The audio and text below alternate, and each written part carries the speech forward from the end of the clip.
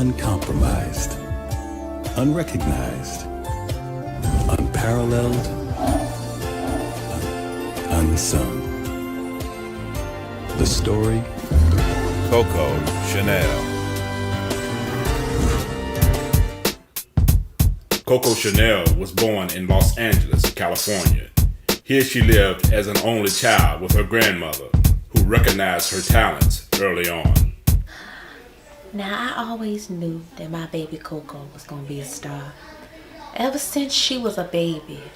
You see, I pretty much raised her after her mama took off to join the cast of that all-black off-Broadway play, Hair Gel, based off of that musical Hairspray. So singing and dancing was in her blood. And as she got older, I started taking her to auditions. After a few small parts in local plays, CoCo got her first big break in a national TV commercial when she was just 10 years old. I want style, body and shine, a look that's totally on mine. Hair so soft, silky and free, I want something just for me. Just for me. No light conditioning, relaxer cream. Just for me. For combing and styling that's worry-free. K-U-X-E-F-R-M-E. After the commercial, everybody knew my baby CoCo. I mean, we couldn't even go into a beauty supply store without getting mobbed. I be in there buying my jam and my pump it up because that's back when my French rolls was on fleek. And the little girls would run up to CoCo with their little perm boxes and ask her to autograph them. Although the commercial made her a household name in most urban communities, it didn't have the crossover success that she wanted. And eventually CoCo realized that if she was going to be a superstar, she was going to have to take matters into her own hands. So at 15, she formed her first of many girl groups. Well, I've known CoCo since elementary school. And ever since we were little, I just knew that she was going to be a star. I mean, she just always had this star quality about her.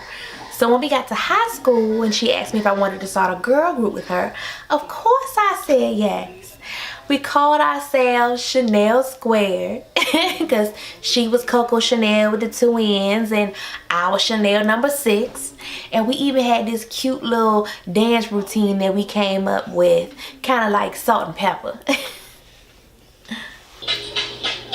Yo, my name's Chanel. My name is Coco. All the boys really love us. Yeah, we drive on loco. That's my homegirl. And that's my best friend. But if you mess with her, she'll take your man. But then our group broke up because our senior year she actually went and took my man. But I'm okay now though. I mean, he was my first love and we were supposed to get married, but after several years of counseling, my therapist said I have made a lot of progress and I'm completely over it. I mean, the fact that I'm even doing this show proves that I'm over it, right? I'm sorry. I have allergies. Either that or somebody is chopping some onions on set, something. Oh, I'm okay. But like I was saying, I always knew that wench, I mean, my friend, was gonna be a star.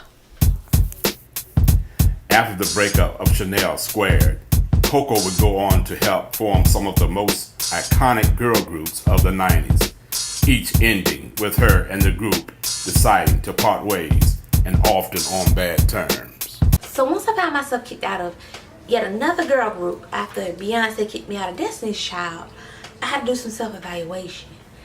And I realized that maybe it wasn't everybody else. That maybe they were right. Maybe I was the problem. And the problem was, I was just too talented. Eventually, CoCo found herself out of options, with no more groups willing to work with her. She questioned whether or not she had a future in the industry, or if she should just give up and return home. So I was at the end of my rope. I didn't have any more options as far as girl groups, and only a few dollars left to my name. But I'll never forget this one day. I believe it was sometime in 1999. And I was sitting in my car praying. And I said, Lord, if it's meant for me to keep going with this music thing, instead of quitting, I need you to send me a sign. And then I wiped my eyes, and I turned on my radio, and I'll never forget it. It was one of the most angelic voices I had ever heard. And it was as if God himself was talking to me through that radio. And I remember that voice saying, Cash Money Records taking over for the 99 and the 2000s. And I knew that word was for me. That was my sign. And like he said, I've been taking over ever since. Cash Money Records taking over for the 99 and the 2000. Girl, you working with some bag, yeah. This fat guy, make it want to spend his cash, yeah. This last, yeah. Girls proud with the pass, yeah. They mad, yeah. You could ride in the Jag, yeah. With that, yeah. You could smoke a fire bag, yeah. A grass, yeah. Got money